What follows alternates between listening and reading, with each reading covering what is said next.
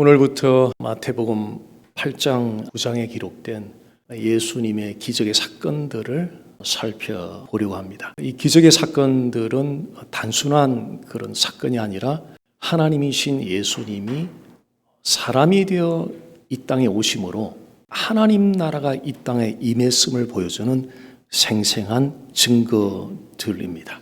흥미로운 것은 예수님께서 산 위에서 말씀을 사람들이 가르치신 다음에 산에서 내려오시고 나서 기적으로 행하심으로 그 사람들에게 기적을 통해서 나타나는 그 능력을 통해서 제자의 삶을 보여주셨습니다. 즉 말씀하신 대로 그대로 행동으로 실행했던 예수님의 모습을 볼 수 있습니다. 그 8장 9장에 기록된 여러 가지 예수님의 미라클 가운데 4번의 대화가 등장합니다. 첫 번째는 예수님과 예수님의 제자가 되고 싶어 하는 두 사람, 예수님과 이 두 사람 간의 대화가 진행이 되고, 두 번째는 예수님과 바리새인들 간의 대화가 진행이 되고, 세 번째는 예수님과 세례 요한의 제자들 간의 대화가 진행이 되고, 마지막 네 번째는 예수님과 제자들, 예수님의 제자들 간의 대화가 진행이 됩니다. 이 4번의 대화를 통해서 예수님은 사람들이 이 기적의 사건들을 단순히 어떤 구경거리로 삼는 그 정도에 머물지 않고 이 기적의 사건들을 통해서 사람들이 예수님을 신실하게 따르는 그런 제자들로 변하기를 요청하셨습니다. 특히 오늘 이제 살펴보는 나병 환자가 치료받는 이 기적의 사건을 통해서는 예수 그리스도의 복음이 얼마나 놀라운 은혜인가를 우리에게 보여주고 있습니다. 부정하고 또 사람들로부터 저주받은 자로 여겨졌던 나병 환자에게 예수님이 찾아가셔서 손을 내미시고 치유하신 이 사건, 바로 이것이 복음입니다. 하나님이 먼저 죄인들에게 찾아오셔서 손 내미시고 치유하는 이 사건, 이것이 바로 복음의 이야기입니다. 우리와 이 나병 환자는 같습니다. 다를 바가 전혀 없습니다. 나병 환자들은 사람들에 접근할 수가 없었죠. 항상 격리되어 있었기 때문에.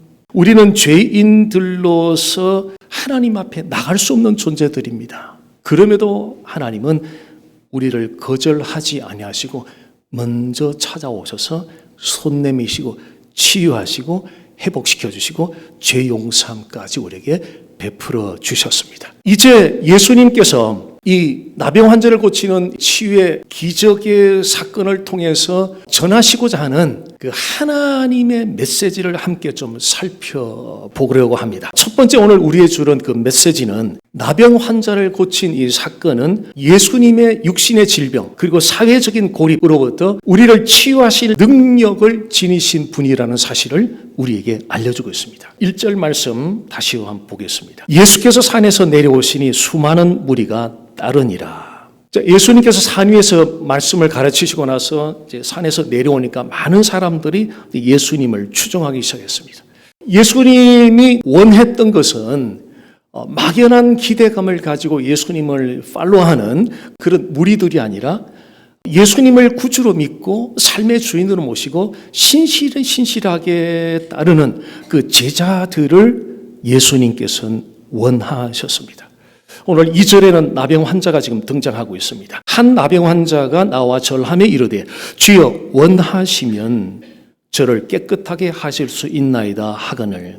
여기서 나병은 흔히 오늘날 한센병으로 우리 이해를 많이 하는데 그 당시에 이 나병은 그 한센병보다도 조금 더 광범위한 범위의 모든 피부병을 다 포괄하는 그런 광범한 범위로 사용되었다고 합니다. 어떤 형태든지 이 나병 환자는 틀림없이 신체적인 고통을 앓고 있었을 것이고 사회적으로 격리되다 보니까 고립되어서 굉장히 외로운 그런 시간들을 보내고 있었을 것입니다. 레위기 13장 45절 46절에 이 나병 환자는 옷을 찢고 머리를 헝클어뜨리고 입을 가린 채 나는 부정하다 외치도록 되어 있어요.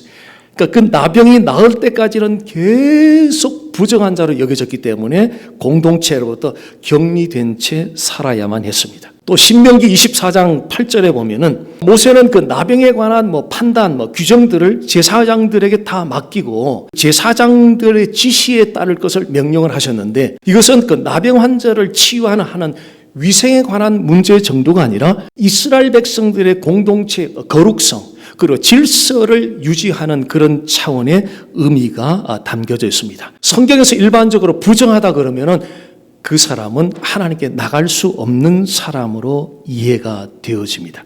당시 나병 환자들은 하나님으로부터 저주를 받은 자들로 그렇게 여겨졌고, 또 그 나병을 치유할 어떤 특별한 약도 없는 상태였어요. 그래서 나병에 걸린 환자가 치유된다는 것은 마치 죽은 사람을 살려내는 것만큼 거의 불가능에 가까운 일로 당시 사람들은 인식을 했었습니다. 자, 이런 절망 속에 있던 나병 환자, 본인의 몸만 고통스러운 것이 아니라 사람들의 눈총 자체가 저 저주받은 자, 저 저주받은 자, 그 따가운 눈총까지 받으면서 격리된 채 살아가는 이 절망 속에 있던 이 나병 환자, 그리고 사람들에게 나갈 수 없는데 이 나병 환자가 믿음으로 예수님께 나가서 그리고 무조건 고쳐달라고 간구하는 것이 아니라 주님이 하실 수 있다면, 원하신다면 저를 깨끗하게 해달라는 고백과 함께 간구를 하였습니다. 이런 나병 환자의 간구에 대해서 예수님의 응답, 아주 아름다운 응답의 장면을 3절에서 우리는 만날 수 있습니다. 예수께서 손을 내밀어 그에게 대시며 이르시되 내가 원하노니 깨끗함을 받으라 하시니 즉시 그의 나병이 깨끗하여진지라. 구약 시대의 이 제사장들은 나병 환자들에게 가까이 가면은 자기도 부정하게 될 그 가능성이 있기 때문에 의도적으로 이 제사장들마저도 나병 환자들과는 거리를 두었다고 합니다.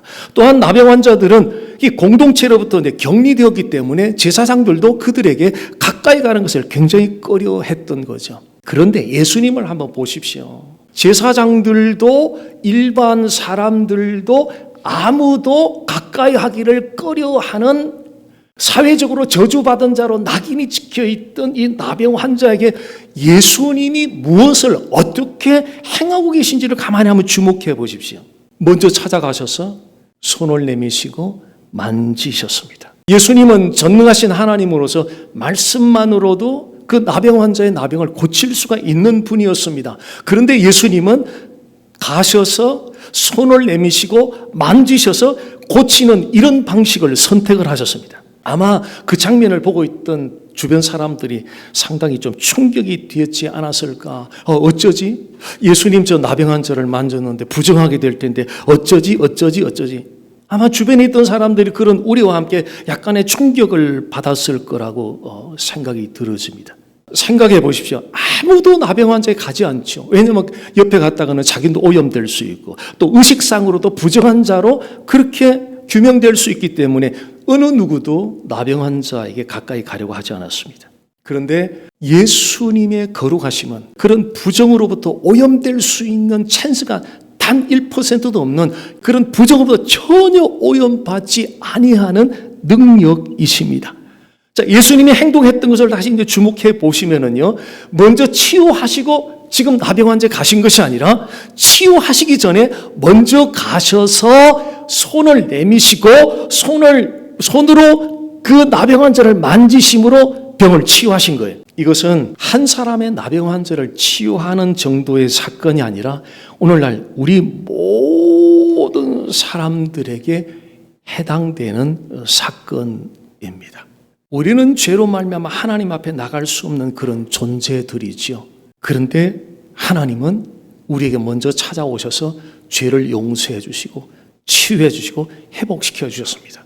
자, 우리는 종종 어떤 상황 때문에 예수님께 찾아 나왔다고, 또는 어떤 사람들 때문에 계기가 되어서 예수님께 찾아 나왔다고 그런 이야기를 합니다. 그런데 가만히 들여다보면 우리가 소위 어떤 상황 때문에, 사람 때문에 예수님께 찾아 나왔다고 말하는 그 상황과 사람들을 누가 준비시켰냐는 거죠. 그 상황을 하나님이 준비시켜 주시고 그 사람들을 하나님이 먼저 준비시켜 주신 다음에 상황을 통해 사람들을 통해 우리가 하나님 앞에 나갔으니 결국은 하나님이 먼저 우리를 찾아와 주셨던 거죠. 자, 예수님께서 나병 환자를 치유하시기 위해서 하신 두 마디 말씀이 있습니다. 델로 카타리스티티, 내가 원하노니 깨끗함을 받으라. 깨끗함을, 내가 원하노니 깨끗함을 받으라. 이 말씀은 나병 환자의 간구에 대한 예수님의 응답입니다. 예수님이 말씀하시자마자 나병 환자 나병이 깨끗하게 나왔습니다. 이것이 바로 예수님의 치유하시는 말씀의 능력입니다.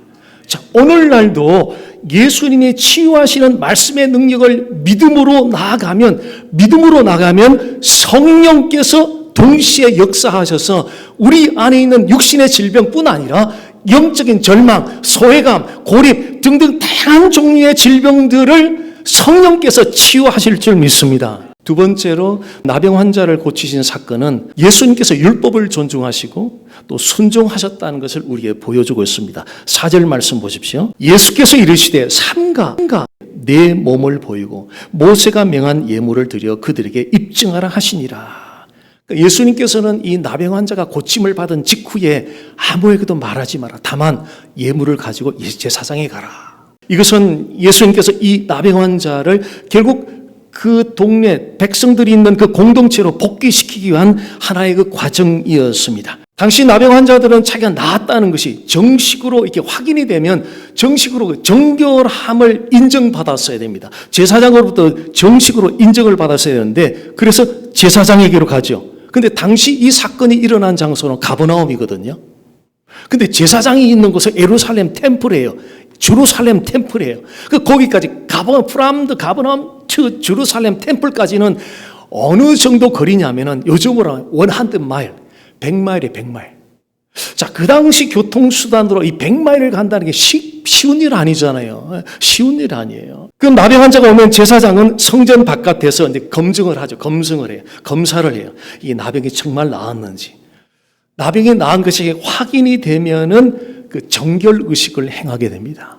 그 정결 의식은 새 2마리를 사용하는데 한 마리는 제물로 드리는 용도로 사용하고 한 마리는 풀어서 저 광야로 내보냅니다.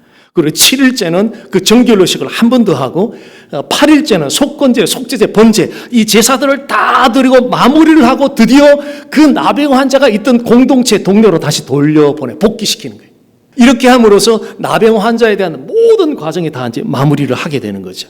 이 모든 과정은 육체의 질병의 치유를 넘어서 율법에 따라 정결함을 회복하고 또 더 나아가서는 공동체와의 관계, 그동안의 동네 사람들로부터 격리됐잖아요. 그 관계가 다 상해져 있었잖아요. 그래서 이 정결의식이 마치고 나면 결국은 마지막은 공동체 안에서의 그 관계 회복의 자리까지 나아가게 하였습니다. 예수님은 이런 율법의 절차를 전혀 무시하지 않았고요. 아주 존중하셨어요. 그리고 존중하셨을 뿐 아니라 그렇게 지키라고도 권면까지 하셨습니다. 자, 여기서 이제 질문을 한 가지 좀 제기할 수 있습니다. 어떤 질문이냐면 구약의 율법의 이 조항들은 그림자거든요. 모형이거든요. 그러니까 실체가 아니라는 거죠. 이게 그림자가 있으면 실체가 따로 있잖아요. 그러니까 구약의 율법은 그림자요 모형이거든요. 그러면 이 실체가 있다는 거예요. 그 실체가 뭐냐면 예수 그리스도의 십자가 사건이거든요.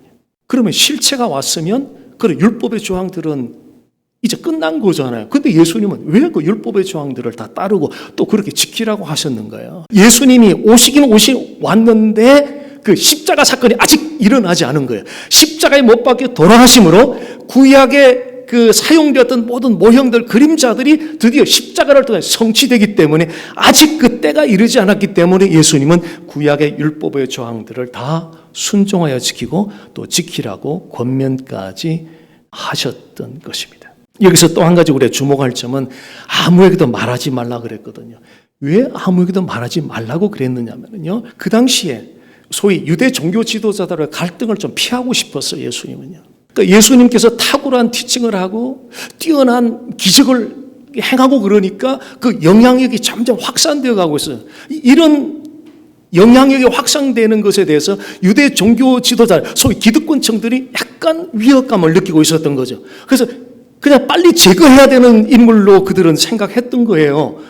근데 이 나병 환자가 고침을 받고 나서 거기 동네 가가지고 자기가 고침받았다고, 이 고쳐준 분이 예수라고 그러면 가뜩이나 예수님을 제거하려고 혈안이 되어 있는데 이 고침받았던 이야기를 하면 그 제거하는 시점이 틀림없이 좀 당겨질 거예요.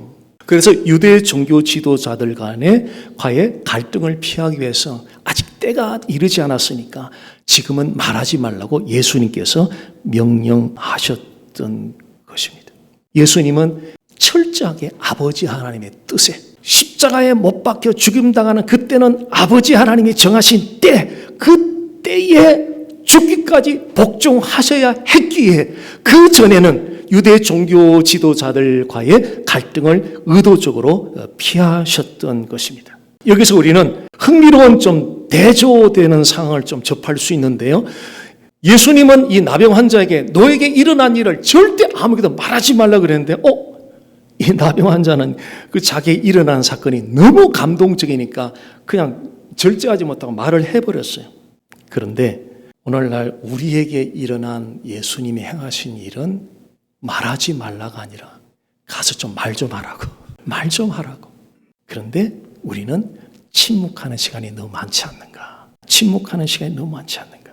그래서 이 사건은 단순히 나병 환자 한 사람을 치유하는 사건에 머무는 것이 아니라 모든 그리스도인들에게 내가 경험한 예수 그리스도, 내가 고백하는 예수 그리스도를 다른 사람들에게 전하라고 하는 그 사명을 상기시키고 있다는 거예요. 하나님이 오늘도 우리에게 이 호흡을 허락하신 이유가 있잖아요. 삶과 죽음이 종이 한 장보다 얇거든요. 더 얇아요. 정말 더 얇아요. 그런데도 오늘 호흡을 허락하신 그 존재 이유가 있거든요. 막연하게 숨쉬고 살아가도록 하기 위해서 그런 목적으로 우리를 호흡하도록 허락하신 것이 아니라 우리가 경험한, 우리가 고백한, 내가 만난 그 예수 그리스도를 내 가족들에게, 내 주변 사람들에게 전하면서 사는 그런 존재로 살도록 하기 위해서 하나님은 오늘도 우리에게 호흡을 허락해 주고 계신다는 거예요. 많은 교회 구성원들이, 소위 처치 멤버들이 이 사실을 마지막 임종 가기 전까지는 인식을 못하고 살아가는 것을 수없이 많이 봐왔어요. 마지막 호흡이 멈추는 그 시간이 왔을 때는 이 말이 무슨 말인지를 뼛속 깊이 깨닫고 한 번만 더 1년을 살 수만 있다면 내가 만난 이 예수, 내가 고백하는 이 예수를 1년만, 아니 한 달만 좀 허락해 준다면 이런 후회를 하는 사람들을 참 여러 명 보아왔던 것 같습니다. 예수님께서 가라고 말씀하시는 것은 우리에게 선택하라고 그렇게 주신 것이 아니라 반드시 순종으로 반응해야 되는 사명으로 가라고 예수님은 말씀하셨습니다. 자, 나병 환자가 얼마나 자기가 치유받은 것이 기뻤으면 예수님이 말하지 말라고 명령했는데 그 명령까지 어기면서까지 말을 하였다면 그 기쁨과 감격이 얼마나 컸겠습니까? 자, 그 나병 환자가 나병으로 고침받은 것과 오늘 저와 여러분들은 지옥 형벌에 거기서 1년 살고 2년 살고 10년만 살았으면 좋겠어. 그러면 지옥도 갈만할 수 있을지 몰라요. 그런데 영원히 영생을 한단 말이에요. 거기서 그 지옥에서 영원히 산단 말이죠. 영생을 하게 돼요. 그런데 그 장소에서 하나님 우리를 건져내서 하나님 아버지 아들의 나라 하나님 나라로 옮겨주셔서 눈물도 없고 이별도 없고 아픔도 없고 현재 이 바디는 바디인데 하나님이 새로운 몸으로 디벨롭을 시켜서 영광의 몸을 주셔서 영원히 살도록 하는 이 놀라운 사실 앞에 나병 하나 고침받은 것도 어차피 나병 고침받아봐야 죽는 거거든요. 암이 고쳐져 봐야 어차피 죽는 거예요. 템포러리 유한기간이 있는 거예요. 유통기간이 있는 것처럼 아무리 기적을 많이 일어나도 그거는 죽기까지 딱 유통기간이 있는 거예요. 근데 이건 유통기간이 없어요. 예수님을 믿고 영생을 얻은 것은 유통기간이 없어요. 그런 감격을 우리가 안다면 우리는 틀림없이 내가 만난 예수, 내가 믿는 예수, 틀림없이 내 주변 사람들에게 보다 더 담대하게 전할 수 있을 것입니다. 세상은 여전히 치유를 필요로 하고서 많은 사람들이 그저 먹고 사는 것 외에는 더 이상 생각을 안 하고 사는 사람들이 너무너무 많습니다. 그 이상은 생각을 못하고 아무런 소망 없이 살아가는 거죠. 바로 그런 사람들에게 영원한 산 소망이신 예수 그리스도를 뭐 대단하지 않아도 괜찮아요. 맛있는 음식 하나만 먹어도 같이 가서 같이 먹잖아요. 맛있다고, 맛있더라고. 같이 가서 맛 좀 같이 보자고. 내가 예수를 맛봤더니 진짜 좋다고. 내가 지금까지 이 세상에 본 맛보다 맛 중에 최고 맛이라고. 한 번이죠. 예수 맛 좀 보라고. 바로 그런 내가 믿는 예수를 증거해 주시지 않겠어요? 바로 그런 내가 믿는 예수를 전하도록 하기 위해서 하나님은 우리를 구원시켜 주셨고 오늘도 예배자로 세워주셨습니다. 우리가 활동하는 동선 안에서 내가 만나는 사람들, 우리 만약 눈이 성에서 볼 수 있잖아요. 왜 그럴까요? 그냥 보니까 보는 거예요? 아니에요. 하나님이 시력을 허락하신 목적이 있거든요. 내가 만난 내 눈에 들어오는 사람들에게 내가 맛본 예수 좀 전해주라고. 내가 생활 동선 안에서 내가 만난, 내가 믿는 예수를 전하는 거죠. 예수님을 닮는다는 것은 단순히 말이 좀 성숙해져 가고 행동이 성숙해져 가는 그 정도는 아닌 것 같아요. 어쩌면 그보다 더 중요한 사실이 있는 것 같아요. 예수님을 닮아간다고 하는 것은 그 예수님을 머리로 모신 사람들이잖아요. 우리의 머리가 예수님이거든요. 그 예수님이 오더하는 대로 죽기까지 아버지의 뜻에 복종하셨던 예수님처럼 정말 예수님을 내 머리로 모셔드렸다면 예수님이 명령한 대로 순종하는 그 삶이 소위 예수님을 이미테이트 이미지 오브 지저스 크라이스트, 예수님의 형상을 담는다는 것이 가장 노른자에 왔던 핵심 포인트 아니겠느냐는 거예요. 그분의 순종할 때 말도 성숙해져 갈 수 있고 행동도 성숙해져 갈 수 있지 않겠느냐는 거예요. 예수님은 세상의 번역이 우리의 작은 순종에서부터 시작되기를 원하시고요. 커뮤니티도 마찬가지. 우리 가정이 번역되는 것도 우리의 작은 순종에서부터 하나님은 시작하기를 원하십니다. 세 번째 마지막으로 나병 환자를 고치신 사건은 예수님은 우리를 죄에서 깨끗하게 하실 뿐만 아니라 새롭게 변화시키는 분임을 보여줍니다. 자, 나병 환자를 치유하는 이 과정을 보면서 바로 죄 문제와 죄 해결책에 관한 하나님의 메시지를 좀 생각해 볼 수 있습니다. 자, 성경에서 나병은 죄의 부정함을 상징하는 그런 병으로 등장을 합니다. 죄는 나병과 같아서 우리를 일그러뜨리고요, 오염시키고 사회로부터 하나님부터 사람 고립시키는 그런 결과를 가져다 줍니다. 삶의 본질적인 문제는 돈이 아니고요, 삶의 본질적인 문제는 건강도 아니고요, 그 어떤 것도, 왜냐하면요 다 일시적이잖아요. 돈 있으면 뭐해요? 잠깐 만졌다가 다 사라질 것들이잖아요. 건강 좋아요. 뭐 기적적으로 암에서 치유받았어요. 간증했어요.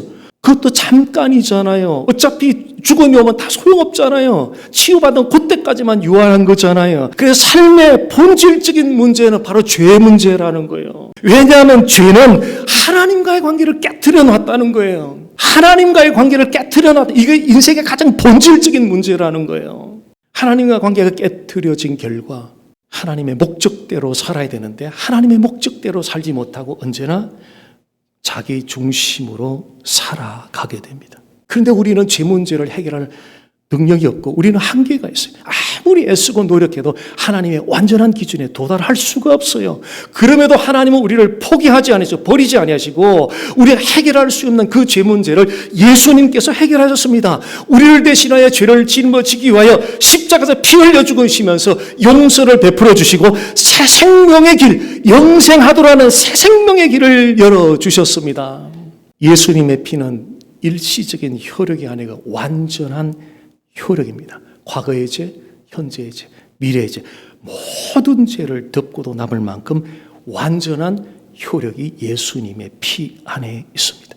예수님의 피는 우리의 죄를 완전하게 깨끗하게 해줍니다. 그런데 여기서 끝나는 것이 아니거든요. 하나님은 우리를 죄 용서해 주는 것을 그치는 분이 아니고요, 예수님의 피를 믿음으로 죄사함이 임할 때 성령이 우리 안에 임하면서 뭐가 들어오냐면 그리스도의 생명이 우리 안에 들어오거든요. 예수님의 피의 공로를 믿을 때에 죄사함이 임하면서 성령을 통하여 하나님이신 그리스도의 생명이 우리 안에 들어와요. 마치 씨를 뿌리면은 그 씨에서 점점 싹이 나고 자라가는 것처럼 우리 안에 들어온 이 그리스도의 생명이 점점 자라가면서 우리를 변화시켜 가기 시작합니다. 이것이 이 변화는 단순히 외적인 변화만을 의미하는 것이 아니라 우리 존재 자체를 변화시켜 갑니다. 하나님은 우리를 사랑하시기 때문에 있는 모습 그대로 다 받아주세요. 그런데 항상 그 모습 그대로 머물러 있는 것은 하나님이 용납하지 않습니다. 하나님은 우리가 날마다 변화되어 가기를 원하십니다. 그래서 오늘 우리의 부르심은 분명합니다. 그리스도의 생명을 얻었다는 데 머물지 않고 매일매일 내가 이 땅에 온 것은 생명을 주는 것이 궁극지 그걸로 끝나는 것이 아니라 저 풍성하게 어반던틀리 이 생명을 주는 것 자체로 끝나는 것이 아니라 그 생명을 받은 사람들이 어반던틀리 풍요롭게 누리며 살아가도록 하기 위해서 내가 왔다라고 요한복음 10장 10절에서 예수님께서 말씀하십니다. 예수님의 말씀을 매일매일 묵상하고 먹고 취할 때 우리의 삶 속에서 그분의 뜻에 순종하는 열매가 나타나고 풍성한 열매가 나타날 때 하나님을 기쁘시게 해드리죠. 이것이 바로 소위 그리스도인의 삶이고 그렇게 목말라하는 행복. 돈 많은 사람도 불행하게 되는 거 참 많이 봤고요. 사회에서 소위 출세한 사람들이 불행하는 것 많이 봤고요. 제일 행복한 사람은 그냥 밥 세 끼 딱 숟가락으로 먹을 수 있는 정도에서 예수로 말미암아 매일매일 그 생명을 즐거워하고 기뻐하는 나병 환자는 온몸이 병들어서 아무것도 스스로 할 수가 없습니다. 우리도 죄로 말미암아 아무것도 할 수 없는 존재들이었습니다. 우리가 해야 할 일은 아주 단순합니다. By faith. 믿음으로 예수님 앞에 나가오면 됩니다. 저 오늘을 지나서 내일 월요일부터 삶의 현장에서 무슨 일을 겪을지 몰라요. 가정에서 무슨 일을 겪을지 몰라요. 우리가 해야 할 일은 아주 심플해요. By faith, 믿음으로 그분께 가면 돼요. 믿음으로. 그러면 예수님 안에 회복이 있어요. 예수님 안에 죄사함이 있어요. 예수님 안에 변화되는 새 생명의 놀라운 변화가 나타나게 될 줄로 믿습니다.